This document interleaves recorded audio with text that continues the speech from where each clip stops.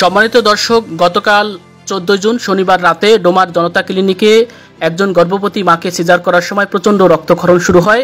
রক্তক্ষরণ শুরু হলে সেই রোগীর স্বজন এবং ক্লিনিক কর্তৃপক্ষ সেই সিজারিয়ান মাকে রংপুর সরকারি মেডিকেল কলেজ হাসপাতালে ভর্তি করালে 15 জুন রবিবার আনুমানিক ভোর 5টায় সেই সিজারিয়ান মা রংপুর সরকারি মেডিকেল কলেজ হাসপাতালে চিকিৎসাধীন অবস্থায় মারা যায়। মারা যাওয়ার পরে সিজারিয়ান মায়ের মৃতদেহ একটি অ্যাম্বুলেন্সে করে আনা হয়। সেই অ্যাম্বুলেন্সে ছিলেন ক্লিনিক কর্তৃপক্ষ।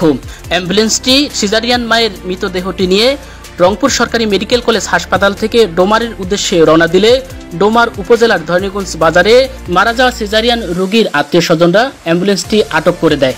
ডোমার থানা কর্তৃপক্ষ অ্যাম্বুলেন্স আটকের বিষয়টি সম্পর্কে অবগত হলে ডোমার থানার অফিসার্স ইনচার্জ আরিফুল ইসলামের নেতৃত্বে একদল পুলিশ এসে ঘটনাস্থলে উপস্থিত হয়। এ সময় সেই ঘটনাস্থলে সেনাবাহিনীও উপস্থিত ছিলেন।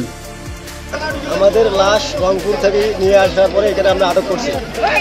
আটক করার পরে ডোমার থানার আরিফুল ইসলাম রশি এবং পুলিশ এবং সেনাবাহিনী আসিয়া ডাক্তারকে নিয়ে চলে গেছে এবং আমাদেরকে লাশ মেডিকেলে নিয়ে